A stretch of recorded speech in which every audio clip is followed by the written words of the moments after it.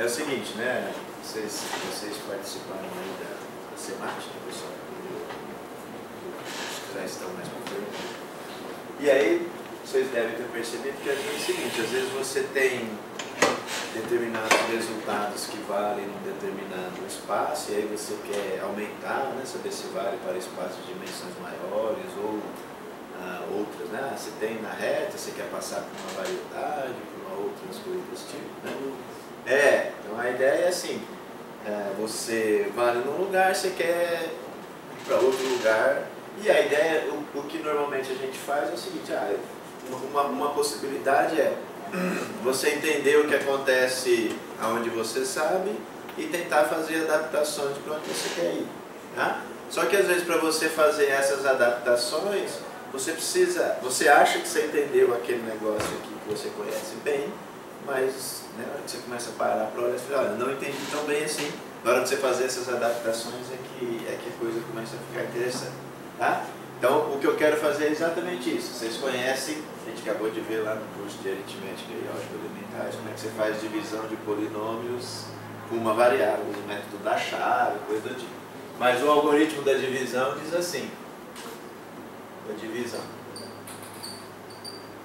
se você tiver dois polinômios, f de x e g de x, em r de x, né? Vou pegar assim uma variável só. Testei. Né? Então, o que ele diz é o seguinte, é que existem únicos q de x e r de x, também aqui, tais que você escreve assim, o f de x é o g de x vezes o q de x mais o r de x, certo? E esse r tem uma seguinte propriedade, né? Onde o r é o polinômio nulo, né? Porque não tem grau, não dá para falar do grau dele. Ou então, o grau do r, vou colocar assim, é menor do que o grau do g, que é o que você está dividindo. Tá? Tudo bem? Então, dados dois polinômios e uma variável, eu consigo dividir um pelo outro. Aparece um único quociente e um único resto, e o resto tem essa, né, identicamente nulo, ou tem essa coisa do grau. Tá? E o que eu quero fazer é o seguinte, bom, e se eu sair daqui, se eu sair do R de uma variável, se eu colocar mais variáveis, tá certo? Vou fazer sempre com duas, mas a partir de duas a coisa tem uma diferença significativa. Tem uma diferença para eu passar do 1 para o 2. Do 2 para frente, a ideia é geral. Então eu vou fazer, só para a gente não fazer um monte de conta, vamos passar assim. E se eu passar para duas variáveis? Né? É possível fazer alguma coisa desse tipo aqui, fazer divisão. Né? Aí, bom, aí surge um pequeno problema, ou uma motivação, que é a seguinte: onde é que a gente acaba usando, onde é que essa informação aqui acaba sendo interessante para a gente na prática, né? Onde é que divisão de polinômios ajuda a gente na prática? Então a coisa funciona assim. Vocês viram lá também na SEMAT, muita gente falando, eu pego um determinado espaço, faço uma relação de equivalência para poder diminuir a quantidade de gente, para ficar mais fácil de trabalhar. Pois bem, no segundo ano, aqueles que já estão para frente já viram, né, vocês vão fazer o curso de ou estruturas algébricas ou álgebra 1, e lá vocês vão estudar os anéis, o anel, certo? E quando você tem um anel, tem conjuntos especiais aqui dentro que são chamados ideais.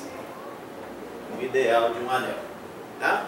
Por que é interessante? O que é interessante é o seguinte: se você tiver um anel e se você tiver um ideal, você pode definir uma relação de equivalência nesse cara dizendo assim, olha, dois elementos A vai ser usar congruente a B, C e somente C, a diferença deles faz parte do seu ideal.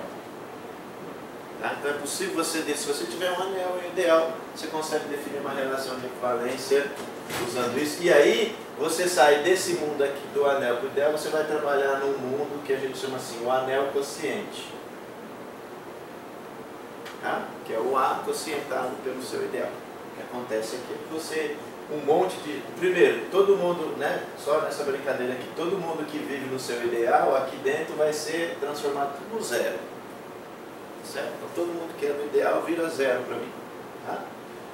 Então é muito interessante em determinados casos você saber o seguinte, bom, quando é que um sujeito faz parte do ideal ou não, para saber se ele zerou, se ele não zerou, ou então conhecer alguma coisa a respeito do ideal, para você saber quando é que dois caras estão relacionados, tá certo?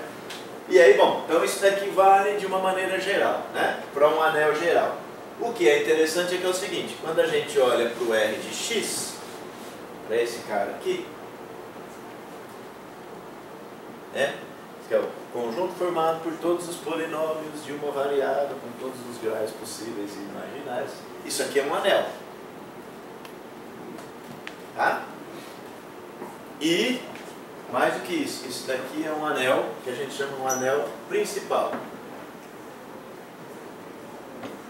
O que significa um anel principal? Significa o seguinte, quando você pegar esses conjuntos aqui, esses ideais, se é o ideal de A, então significa o seguinte, esse cara aqui, ele é gerado por um único elemento, sempre, só tem um cara, esse cara aqui é assim, a gente escreve assim, bom, depende da notação, isso aqui, eu estou dividindo aqui por G, né?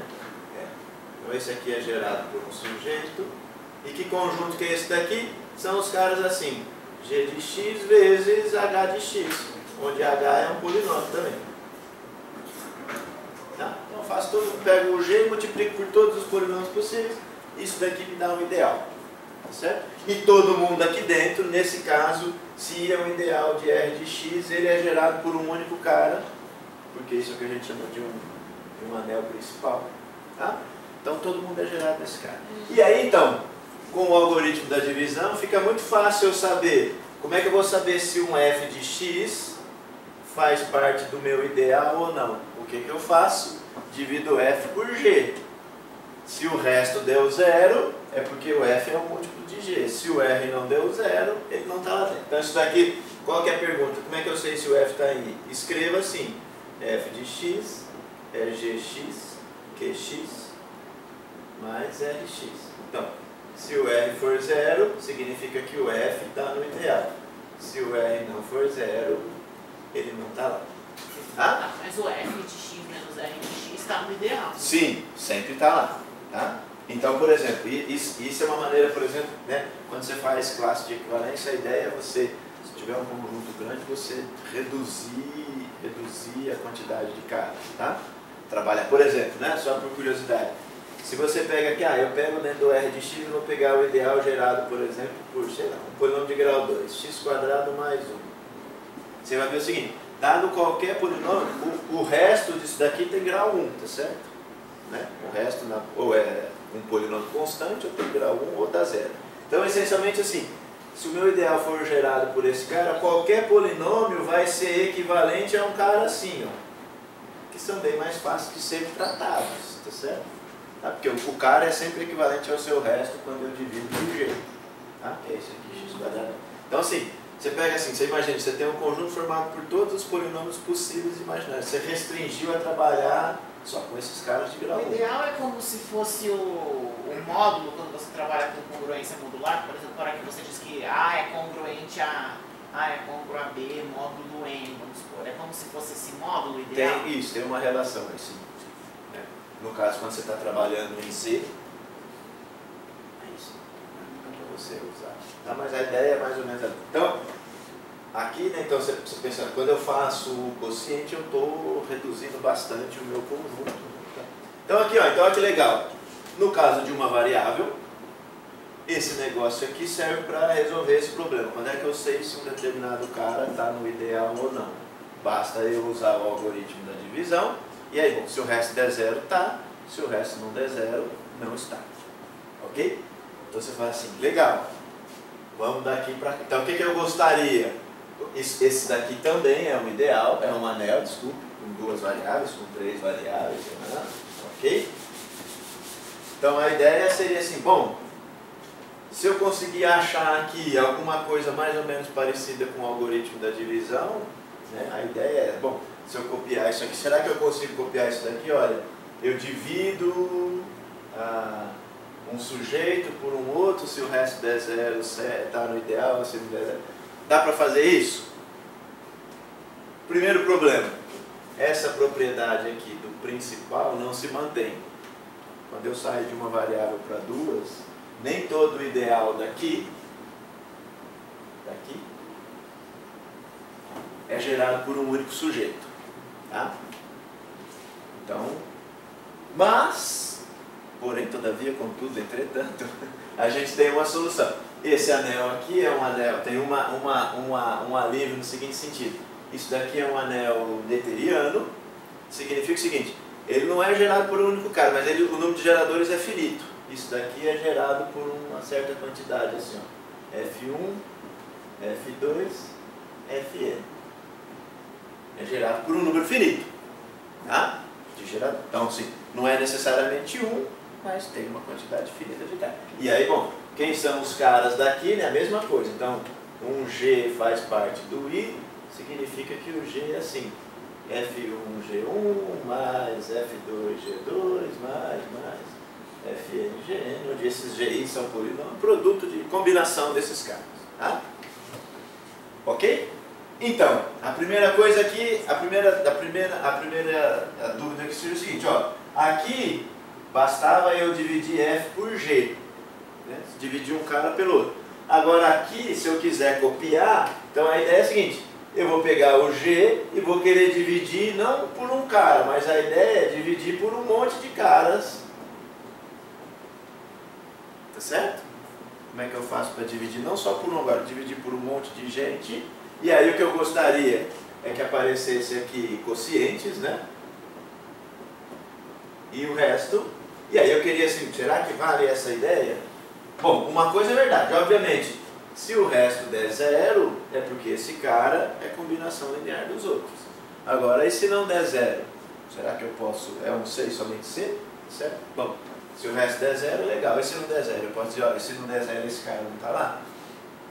A gente vai ver que não é bem assim, tem um... Tá? Então a primeira coisa é assim, então, para eu copiar a ideia do algoritmo da divisão para uma variável, para mais de uma variável, então a primeira coisa, eu preciso aprender a dividir não só por um cara, mas eu preciso aprender a dividir por um monte de gente. Tá? Mas a ideia é mais ou menos a mesma. Como é que a gente faz a divisão aqui? Você vai eliminando aqueles termos de maior grau, não é? Vai multiplicando, certo? Como é que você divide x ao cubo mais 2x mais 3 por x quadrado mais 1? Eu preciso sumir com esse cara aqui. Como é que eu faço? Multiplico por x aqui. Tá? Então essa ideia é legal. Essa ideia não é uma ideia que funcione só para uma variável. Funciona para mais de uma variável também. E aí, bom, então a ideia, eu vou querer copiar alguma coisa mais ou menos com isso. Eu vou começar a assumir com um cara de maior grau. Tá certo? Tá? Mas, o que é que está embutido aí implicitamente? Como é que eu sei que esse cara aqui é maior do que esse? Porque eu tenho, essencialmente, uma relação de ordem entre os monômios, tá certo? Eu sei o seguinte, ó, esse monômio aqui, x ao cubo, ele é maior do que x, tá certo? Por quê? Na verdade, quando eu olho para o grau, a ordem dos graus, então eu penso assim, o grau é um número natural, então eu tenho uma relação assim, se eu pego um número natural, se A for menor do que B, eu posso fazer uma associação assim, olha, o monômio x elevado a A é menor do que o monômio x elevado a B, certo? Eu posso estabelecer essa ordem assim, ó. Como é que eu sei que esse cara é maior do que esse? Porque aqui tem 3 e aqui tem 2, legal. Tá? Então, esta coisa, o grau aqui, ele me estabelece, ele é uma relação de ordem, esse número aqui, né, eu tenho uma relação de ordem lá, o menor ou igual, uma relação de ordem nos naturais, que essa relação é transferida para os monômios. O monômio xa é menor ou igual ao monômio. Então, essa relação de ordem dos naturais acaba servindo para o conjunto dos monômios ou dos polinômios, como queira. Tá? Então, para eu começar a dividir, apesar de eu não falar nisso, mas está embutido aqui, ó, esse é maior do que esse, por quê? Porque eu estou dizendo, se é maior é porque tem uma relação de ordem envolvida, tá certo? E mais ainda, No caso de uma variável, tem uma outra particularidade que a gente não presta atenção, mas que é fundamental, que é ser o seguinte: se o monômio x elevado a, se ele é menor ou igual que o x elevado a b, esse cara aqui é divisível por esse, né? Eu posso escrever assim, ó, o x elevado a b, eu posso escrever assim, x elevado a vezes x elevado a b menos a. É divisível, né? Ah, o x5 e o x3. Esse cara é menor. Bom, então o x5 é divisível por x3, né? Qual que é o resultado? x2. Deixa eu adivinhar. Isso nem sempre acontece com variáveis. Exatamente. Então, ó, aquilo que eu falei. Então, quando você começa a tentar copiar essa brincadeira das chaves, é isso que eu falei. Você faz isso daqui, obviamente, lá no curso de primeiro ano, você não chama atenção para esses detalhes, né? Aí você fala assim, bom, quero passar para lá. Então, vamos analisar com calma esse processo. Então, está embutido nesse processo uma relação de ordem, que ninguém fala nisso, mas está implícito uma relação de ordem, e essa relação de ordem é ainda específica por causa dessa informação, né? No caso de monômios, se o monômio é menor do que o outro, automaticamente o menor divide o maior. Tá? Então, bom, vamos passar para cá. Então, se eu quero começar a dividir aqui, né? Então, primeira coisa, né? Eu preciso aprender a dividir por mais de um sujeito ao mesmo tempo, né? E preciso, de alguma maneira, estabelecer uma relação de ordem. Eu estou pensando assim, ó, agora os meus monômios são assim, x elevado a y, vou colocar com letra maiúscula, tá? Só pra... x elevado a, eu quero saber o seguinte, quando é que um monômio desse daqui, quando é que eles vão ser menores? Tá? Eu posso fazer a mesma brincadeira aqui, ó. Aqui é o seguinte, olha, uma ordem dos naturais me dá uma ordem dos monômios. Como aqui, então, eu poderia dizer, será que existe alguma ordem no n ao quadrado? Então, uma coisa assim, se um par ordenado AB é menor ou igual a um par ordenado CD, aí eu posso transferir assim, então esse monômio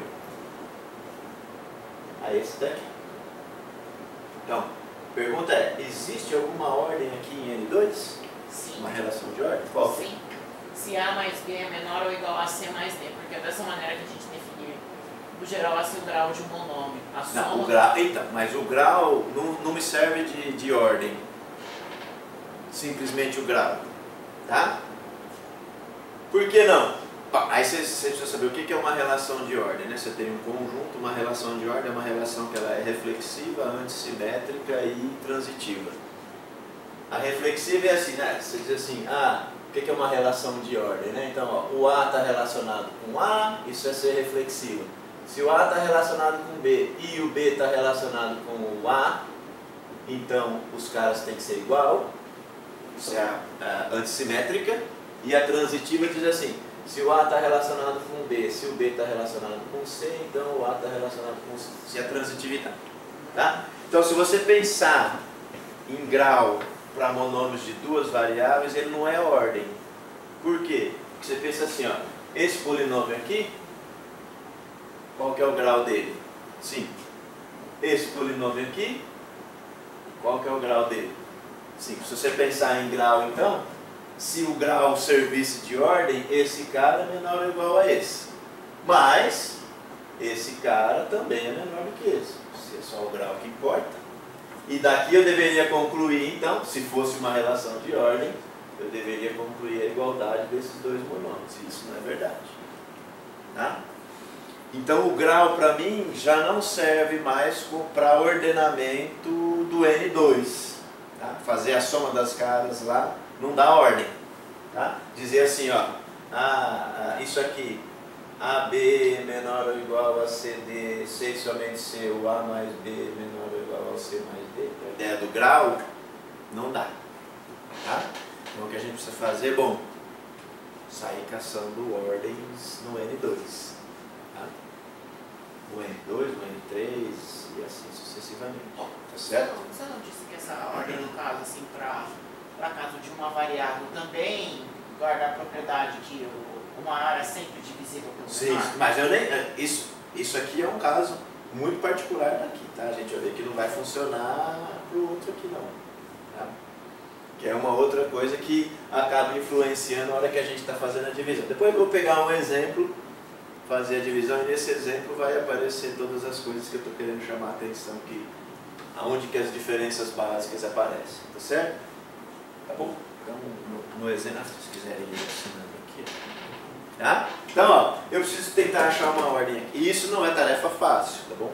Primeiro, precisa ser uma relação de ordem, precisa ser uma relação de ordem total, dados quaisquer dois caras, eles precisam, tem que acontecer um menor do que o outro, ou o outro menor do que um.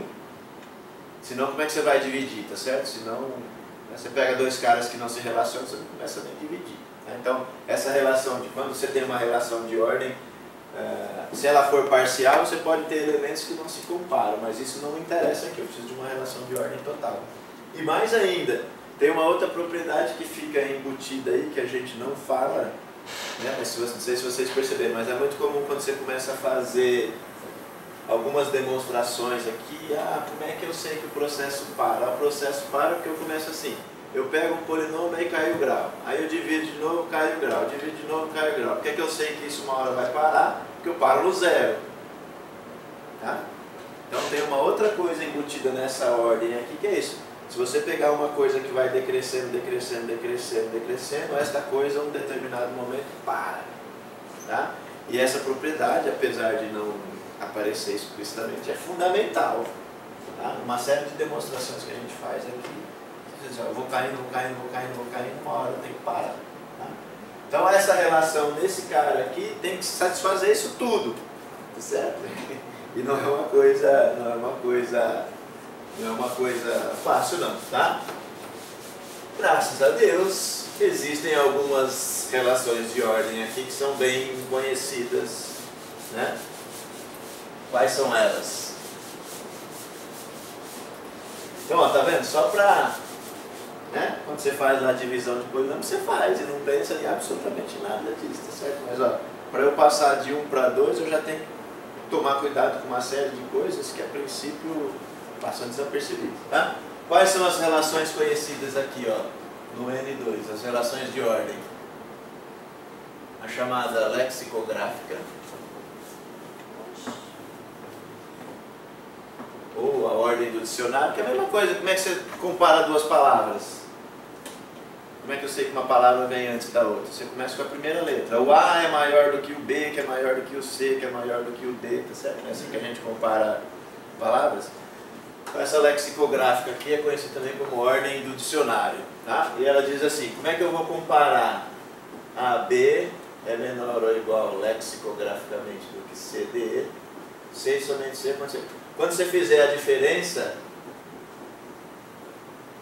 o primeiro cara que aparece aqui, que na verdade como só tem dois é tranquilo, mas se você pensar num monte de jeito, a ideia é assim, o primeiro índice aqui não nulo tem que ser positivo, tá? Então você faz a diferença, né? Pega o A, B, isso é número natural, isso é número natural, bom, quando você faz a diferença A menos C menos D, bom, o que pode acontecer? Se isso aqui for zero, beleza, se esse daqui for para isso aqui verde, isso aqui tem que ser positivo, tá? Então a lexicográfica diz assim, um par ordenado é menor lexicograficamente do que o outro. Se você fizer a diferença deles, a primeira entrada mais à esquerda tem que ser positiva. A primeira entrada não nula tem que ser positiva. Então, por exemplo, você pega uma coisa assim, o 1, 2 é menor do que o 2, 0. Por quê? Quando é que dá 2, 0 menos 1, 2? Isso daqui dá 2 menos 1, 1, 0 menos 1 dá menos 2. Bom, não importa. A primeira entrada já é positiva. O que acontece depois não me interessa. Diga. Será que essa relação de ordem pode ser usada para comparar números complexos, nesse caso? Porque cada número complexo você pode associar um par de números reais que não são os coeficientes, da parte real e da parte imaginária. Nós não temos uma relação de ordem conhecida assim, nos números complexos. Será que isso poderia ser usado como uma relação de ordem? Não sei te dizer. Você pode até definir, agora vai ser ordem, agora se isso tem alguma propriedade interessante para o caso, eu já não sei. Tá? Então, por exemplo, então esse cara aqui é menor lexicograficamente do que o outro. Tá? Então, se você for pensar agora, Se eu associar para os polinômios, né, para os monômios, significa o seguinte, olha, esse monômio aqui, x² y elevado a zero, que é desprezível, esse cara, ele é maior ou igual ao x, y ao quadrado. Certo? Ó, esse aqui tem grau 3, esse tem grau 2, mas o grau para mim não interessa. A minha ordem é essa daqui. Tá? Tudo bem? Então essa é a ordem. Então, na ordem lexicográfica significa o seguinte, ó, o 0, 1 é menor ou igual ao 1, 0. Tá? Então na ordem lexicográfica significa o seguinte, a variável x é maior do que a variável y. Certo? Se eu for comparar os caras, a primeira coisa que eu faço é essa diferença. Tá? Então essa é uma. A outra é a lexicográfica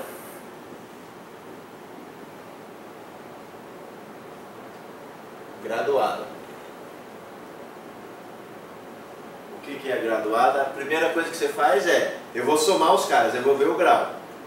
Tá? Então você vai fazer assim, AB menor do que, como é que é? Lex G do que CD. C e somente C acontecer duas coisas. Eu vou somar. O A mais B tem que ser menor ou igual ao C mais D. Então a primeira coisa que eu faço é o grau.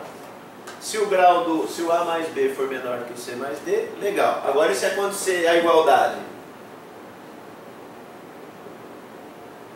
Aí eu passo para a lexicográfica. Certo? Aí eu passo para essa daqui. Tá? Tudo bem? Então, agora nessa lexicográfica graduada, agora isso aqui já não se verifica mais. Ó. Na lexicográfica graduada, isso aqui é maior do que isso. Por quê? Se eu somar isso aqui dá 3, se eu somo aqui dá 2. O 3 é maior do que 2, então esse cara é maior do que esse. Agora se eu tivesse colocado aqui 3, 3 é igual a 3. Então quem é que vai me decidir quem é maior ou igual? Agora é a lexicográfica. Esse negócio ficaria assim. Tá? Então essa é a lexicográfica graduada. Então a primeira coisa que você considera é o peso. Se os pesos forem diferentes, então a que tiver peso maior, o grau, né? Pensa no grau, a que tiver grau maior é maior do que a outra. Agora se os graus coincidem, como é que você distingue? Usa a lexicográfica. Tá? E a outra é a graduada lexicográfica, graduada reversa. Que é a mesma coisa, você considera... Só, seria o inverso da graduada, tá certo? A primeira entrada, agora ao invés da primeira entrada ser positiva, a primeira entrada tem que ser negativa. Tá? É o contrário da... Então, a graduada reversa é assim. Então, a primeira coisa, considere-se os pesos. Se os pesos, considere-se os graus, legal. Se um grau for maior do que o outro, ok. Então, se for igual, agora aí você vai para a lexicográfica. Agora a lexicográfica reversa. Tá? Tudo bem? Tá joia? Então esses aqui são exemplos de ordem que satisfaz tudo que a gente precisa para começar a dividir, tá? E aí o processo como é que vai ser? O processo é aquele mesmo. Como é que você vai fazer? Você pega o maior, o cara que domina o polinômio que você quer dividir e vai olhando aqueles outros caras lá e vai fazendo aquelas compensações como a gente está acostumado lá no coisa, né? E ó, e de novo, ó, lembre-se, aquela propriedade não é verdade. Esse cara é maior do que esse. E isso daqui não é uma divisão exata, né? Não dá para eu dividir isso, tá? Então aquela propriedade do um monômio maior do que o outro, automaticamente o menor divide o maior, funciona para uma variável. Para mais de uma não dá certo. Certo? Então tem que tomar cuidado. Tá? Tudo bem? Legal. Então, ó. Então agora eu sei definir ordem. O caderno. Eu sei definir ordem, então agora o que eu quero fazer? Eu vou querer fazer divisão como a gente está acostumado. Vou botar chave, então vamos pegar um exemplo, tá? Só para vocês verem. E aí com o exemplo acaba aparecendo uma coisa, um monte de coisas interessantes, né? Então obviamente eu já fiz a minha cola lá em cima. Eu quero fazer o seguinte, ó. Eu quero dividir esse polinômio aqui, ó. Então, por exemplo, eu pego o ideal, o meu ideal é gerado por dois sujeitos.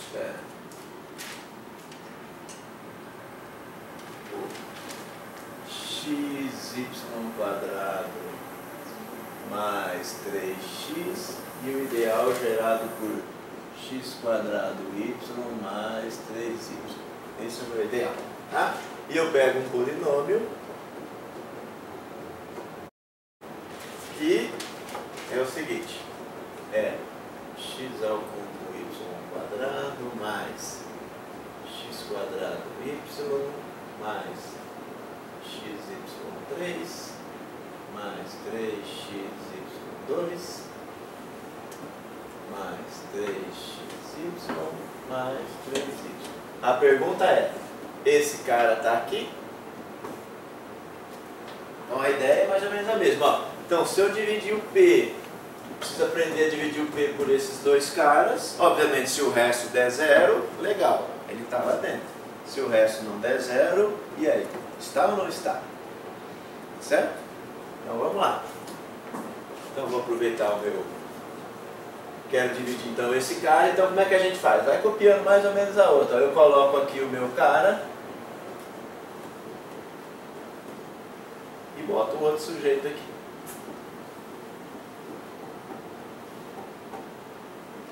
Tá? Então o F1, esse aqui é o meu F1, esse é o meu F2. Eu vou respeitar a ordem aí. A ideia é a seguinte, bom, quem é que manda nesse cara? Eu estou usando aqui a lexicográfica, tá? Então esse cara aqui é o maior de todo mundo, né? Tem x ao cubo, então ele é o maior. Então esse aqui é o que a gente chama, é o termo dominante do meu polinômio p de x. Qual que é o termo dominante do F1? Esse é o termo dominante do F1, esse é o termo dominante do F2. Tá? Então, ó, eu quero sumir com aquele cara, x ao cubo, y ao quadrado. Certo? O que eu faço? Esse cara aqui dá para dividir por aquele lá. Então eu venho aqui, então eu estou respeitando a princípio a ordem, né? Estou dividindo primeiro por F1. O que está faltando aqui? X. Certo? Ao quadrado, no caso, né? X ao quadrado. Legal. Bom, aqui vai aparecer x ao cubo y ao quadrado mais 3x ao cubo. Então o que você faz? Faça a diferença. Certo? Então você fica assim, menos 3x ao cubo mais x² y mais xy ao cubo mais 3xy² mais 3xy mais 3y. Quem é que manda nesse sujeito agora? X ao cubo. X ao cubo é divisível por xy ao quadrado? Não. É divisível por x² y? E agora? Para a divisão? Não, porque tem termo. Acredito que não, porque tem termo. Ó, esse sujeito aqui, ó, ele é divisível por esse. Certo? Não é não, porque tem o y² ali, ó. Desculpa, esse aqui, né? Olha ele aqui. Isso, aí sim. Tá? Aí Por sim. esse aqui. Ou esse aqui, por exemplo, tá? É divisível por aqui. Então, ó, aqui é uma divisão, uma diferenciação. Se eu tivesse, o que acontece quando você tem uma variável? A hora que esse primeiro cara aqui já não é divisível pelo sujeito, o que você faz? Sua divisão para. Aqui não. Aqui eu posso. Então o que eu faço? Esse cara que não é divisível por nenhum daqueles dois, o que eu vou fazer com ele? Vou jogar pro resto.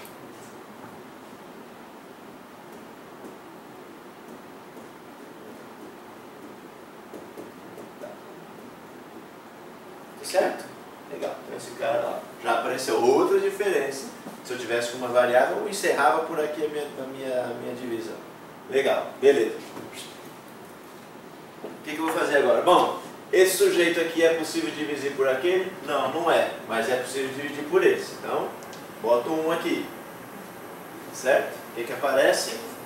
Aparece x² y mais 3y.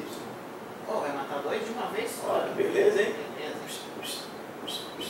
Então aqui, xy cubo mais 3xy² mais 3xy.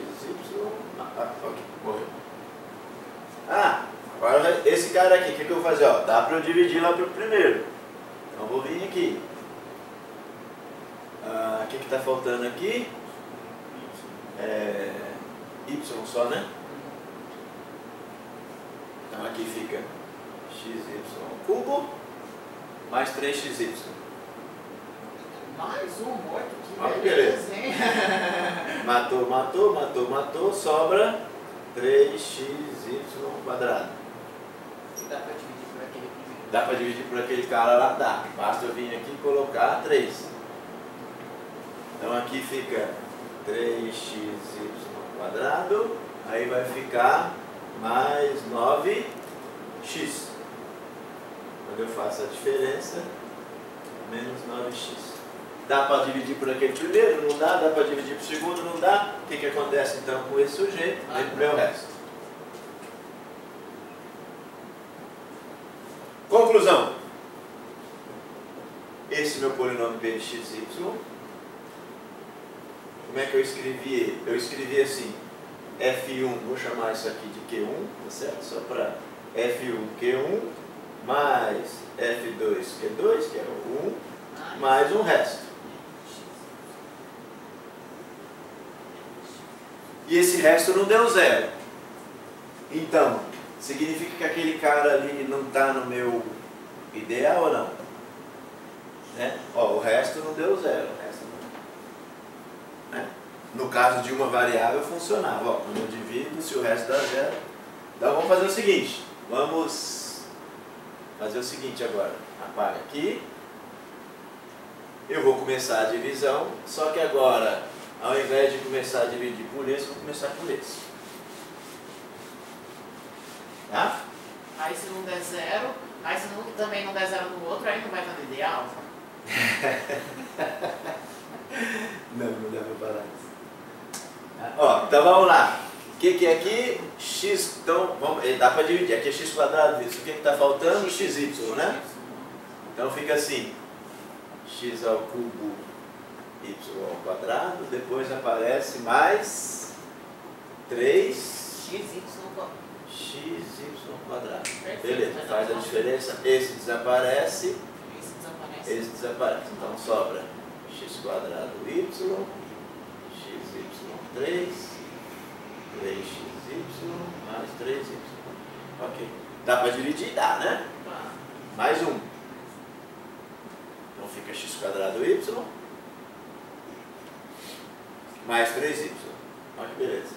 Ah, vai matar também. Matou. Sobra xy quadrado mais 3xy.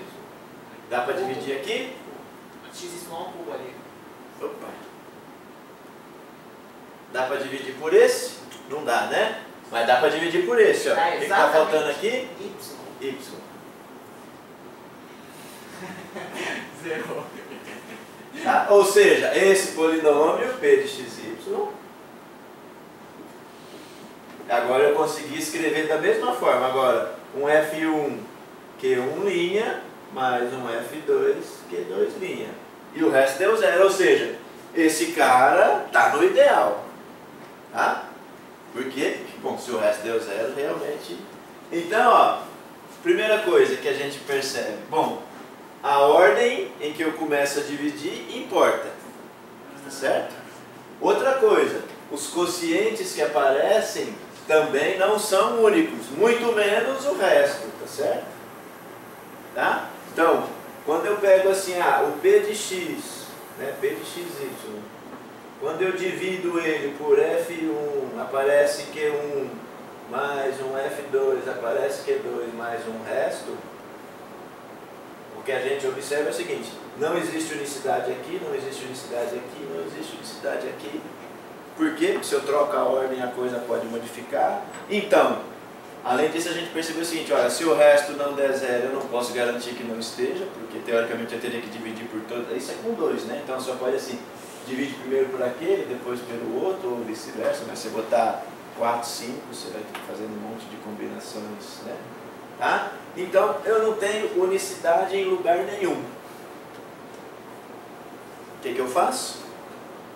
Sento e choro, porque tá certo? Como é que a gente resolve esse problema, né? Aí, ok, né? Bom, o que acontece? Então, não tem divisão, não tem necessidade, não tem nada, mas surgiu, deixa eu ver como é que escreve, porque cada livro escreve de um jeito diferente.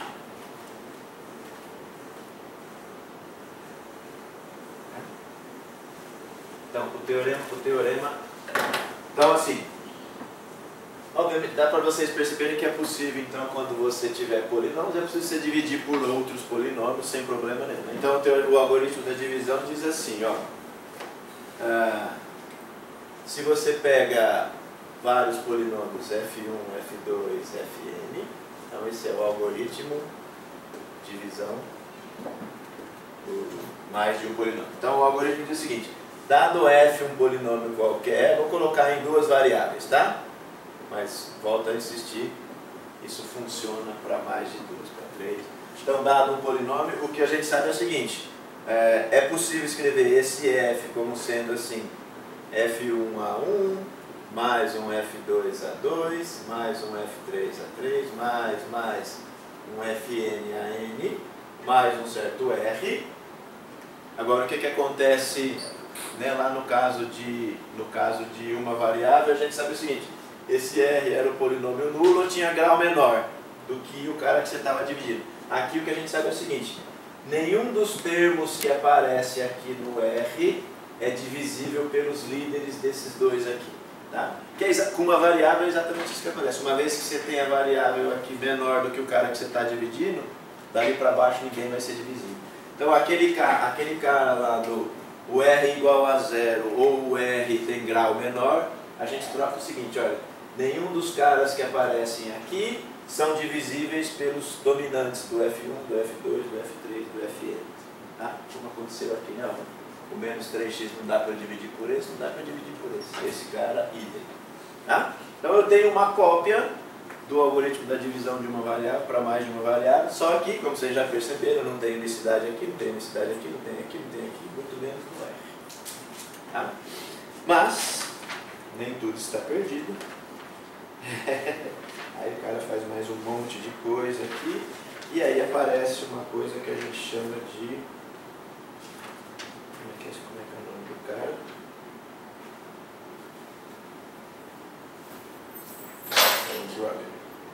Aqui, aí tem alguns livros, esse livro escreve assim, Grobner, alguns escrevem assim, sujeito a ser alguma coisa parecida. Existe uma coisa chamada, você tem o ideal, né? Então esse ideal aqui no caso, esse ideal é gerado por esses caras aqui, isso aqui é uma, a gente pode dizer que isso é uma base do seu ideal, mas a base não é igual ao álgebra linear, né? Você tem, não é o mesmo conceito de base, bom, mas então você pega o ideal, pega esses caras e forma uma base. Aí qualquer ideal você consegue uma base chamada base de Grobner, certo? Então, a partir desse cara aqui, eu posso achar outros geradores. Esse daqui seria a minha base de Grobner do mesmo ideal, em que vale o seguinte. Quando você faz a divisão, você não tem unicidade nos quocientes, mas você tem unicidade no resto. Aí dá unicidade aqui no resto. Tá? E aí aqui, nesse caso, então, qual que é o processo? Eu pego o ideal, aí ele é gerado por esses caras. A partir desses caras que eu conheço como sendo os geradores, tem os programas de matemática, Maple, todos esses caras já existe esse pacote que chama Grobner Base. Você joga lá os caras, ele já te dá. É um monte de computação, tá? Não é difícil calcular não, tá? É um monte de conta. Então, dado esses caras, se eu conheço esses caras, eu consigo gerar esses. E uma vez gerado esses, eu faço a divisão. E aqui, com a base de Grobner, eu posso dizer, um ideal está lá, um cara está no I, C somente C, o resto é zero. Porque aí eu não tenho unicidade nos caras, mas eu tenho unicidade no resto. Tá? Então não está completamente perdida a nossa... Né? Então o máximo que você consegue fazer, então, sair de 1 para o 2, né? Você consegue, é o mesmo processo. Ó, um cara está lá dentro, C somente C, o resto dá zero, mas não é, os caras não tem que, não necessariamente, né? Pode até ser que essa base que você pegou aqui seja a base de Grobner, mas não necessariamente nada. Mas tudo é possível de ser calculado, né? Dado esses caras, eu calculo esse e aí resolve o problema. Tá certo? Então, então esses caras aí né, o algoritmo da divisão de uma variável, a gente pode repeti-lo para mais de uma. E se eu quiser usar, eu perco as unicidades dos quocientes, mas para um caso específico, né? Quando eu pego o ideal aqui, quando eu pego a base de Grotner dele, eu consigo a unicidade no resto. Então, resolver o meu problema de se o cara está no ideal ou não, é só fazer a divisão. Certo? E né, o que eu queria chamar a atenção? Né? De novo, olha, a gente faz um monte de coisa lá com uma variável que você nem pensa, né? Essa coisa de ordem, de dividir, de vai para lá, quem é que manda, tá certo? Então, né, uma coisa, só para você ver, para passar de 1 para 2 eu já tive que pensar um monte de coisa que passa desapercebido. Né? Isso é muito comum em matemática. Né? A hora que você vai querer generalizar, tem alguma coisa que funciona para o R, eu quero para o R quadrado, às vezes você faz assim, às vezes a generalização é natural, mas às vezes você precisa pensar uma série de coisas, né, que passam desapercebidas, tá certo? Né? A mesma coisa, vocês não, né? Todo número natural se escreve como produto de primos, né? O ideal não é colocar primo, o ideal seria colocar, na verdade, isso aqui vale para R de x também, né? Todo polinômio eu consigo fatorar ele como produto de irredutíveis, né? Tá? Então, na verdade, quando eu olho para Z ou quando eu olho para N, todo número natural, no caso de Z, né? Todo número natural que se escreve como produto de primos, na verdade, é o seguinte, aqui no caso de Z, todo primo é irredutível. Não existe diferença entre definição de primo, todo número primo é irredutível e vice-versa. Agora aqui isso já faz diferença, nem todo primo é irredutível. Então o enunciado correto aqui deveria ser, todo número inteiro se escreve como produto de irredutíveis. Isso se generaliza para o R de x. Que é número irredutível? É um conceito estranho. O primo você conhece. Então você usa um mais conhecido, tá? Mas não vale aqui. Esses dois caras são muito semelhantes, tá? Tudo que acontece aqui você consegue replicar aqui. Aqui você consegue escrever como produto de primos, aqui também. Aqui você pode definir MDC, MDC aqui também. Esse é principal, esse também é principal. Então esses dois caras são muito parecidos, tá? Então, o que acontece às vezes é você usa uma nomenclatura mais simples ou mais agradável. Né? Então não é todo número é produto de primo, todo número é produto de irredutível. Aqui irredutível e primo, no caso de Z, não tem diferença. Tá? Então essas generalizações de né, de alguma coisa menor para alguma coisa menor, às vezes funcionam bem. E às vezes você precisa ter um pouquinho de trabalho para fazer isso. Só para você falar se o polinômio tal, não está em tal ideal, você primeiro precisa achar a base do grande. Mais de uma variável, sim. Mas isso é isso que eu estou falando. Aqui nesse livro você tem os processos. É um processo construtivo, você vai fazendo um monte de conta, não tem nenhuma conta absurda. Tá? Eu estou falando que esses programas matemáticos hoje em dia, todos eles você joga lá. O ideal é esse, qual que é a base de grama? Gasta 2 segundos, já está ali a sua base de grama e aí é fácil fazer as contas. Certo? Quando eu estudei isso a primeira vez, não tinha, você tinha que fazer. Você tinha que fazer no braço. Um monte de contas gigantescas, sério, mas é possível de ser feito. Ok? Dúvidas? Então, ó, você já pode dividir por mais de 2 variáveis, de 3 variáveis, de 5 variáveis, dividir por mais de um cara ao mesmo tempo. Né? Faça. Só que tem que lembrar, né? Dependendo da ordem que você começa, o resultado vai dar diferente. Para isso não acontecer, você precisa de caras especiais. Né? Tá? Beleza? Mas é só para... Você falou que não existe unicidade no quociente não. Nesses caras que aparecem aqui não tem. Se você começa assim, geralzão, Escolhe 2 polinômios quaisquer, ou 3 polinômios, escolhe um e vai dividir por ele, você não tem unicidade no quociente nem nos restos, depende da hora. Ah, comecei primeiro por esse, depois passei para esse, ou se quiser no meio do caminho, eu joguei aqui, depois eu venho, você pode ficar brincando na hora, né? Aparece um cara assim, ó, por exemplo, x à quarta, y à sexta, ele é divisível tanto por esse quanto por esse, aí eu posso jogar aqui, eu posso jogar aqui. Pode começar a ficar brincando, né? Então, com essa brincadeira, você perde todas as unicidades desses caras, inclusive do resto. Tá? A base de Gröbner se garante que tem unicidade no resto.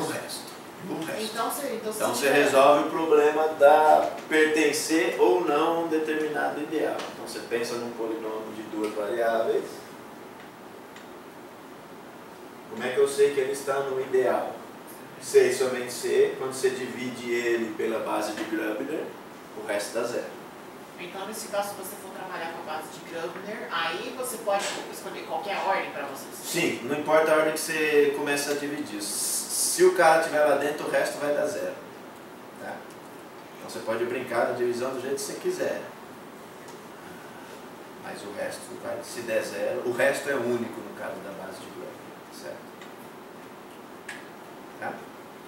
Então você pode ser resolvido o problema de pertencer ou não a determinado ideal. Legal? Agradeço a presença e esperando semana que vem, mesmo bate-horário. Espero arranjar alguém para falar, que já não, né? Vocês não aguentam mais ouvir.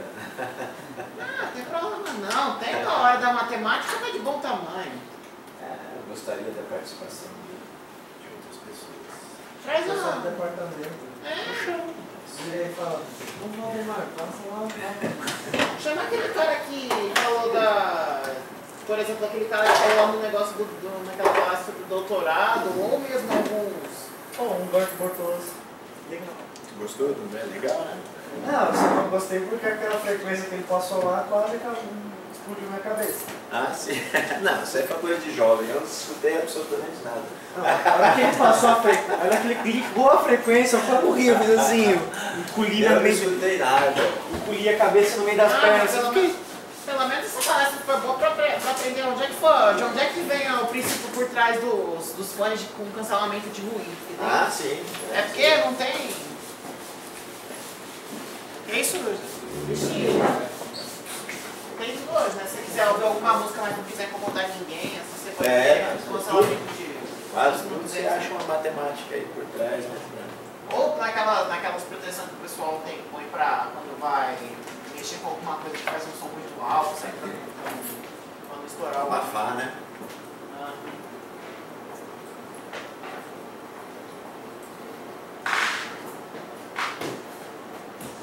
Mas não é lá tão diferente, não é lá tão diferente do algoritmo para uma variável. Né? Não. O processo é sempre o mesmo. É você sumindo como termo dominante, né? É que pra você falar em termo dominante, você tem que ter uma ordem, certo? E aí é tudo pela ordem lá nesse programa. Não, aí você pode escolher a ordem. Se você mudar a ordem também, né? Se eu mudasse a ordem, aí a divisão seria diferente. Nossa. Você tem que pensar assim, para você achar a base de Gröbner, você precisa de uma ordem. Uma vez fixada a ordem, você faz isso. Se você mudar a ordem, a base pode ser diferente. A propriedade continua igual, mas a base é diferente, porque a ordem é diferente. Tá? Se você quiser fixar uma, tudo bem. Fechou? Só fechar aqui. Qual que é o nome do canal?